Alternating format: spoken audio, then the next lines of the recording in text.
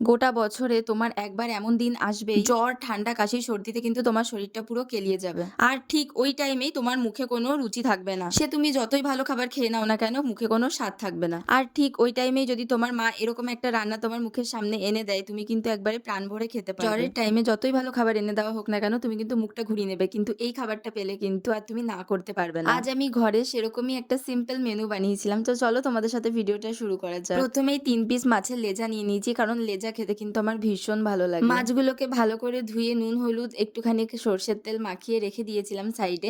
অন্যদিকে একটা কড়াই বসিয়ে তার মধ্যে সরষের তেল গরম করে ২টো শুকনো লঙ্কা আর কিছুটা পেঁয়াজ আমি ভেজে তুলে রেখেছি। এরপর ওই কড়াইয়ের মধ্যে আরেকটুখানি সরষের তেল দিয়ে মাছগুলোকে কড়া করে ভেজে তুলে নিয়েছি।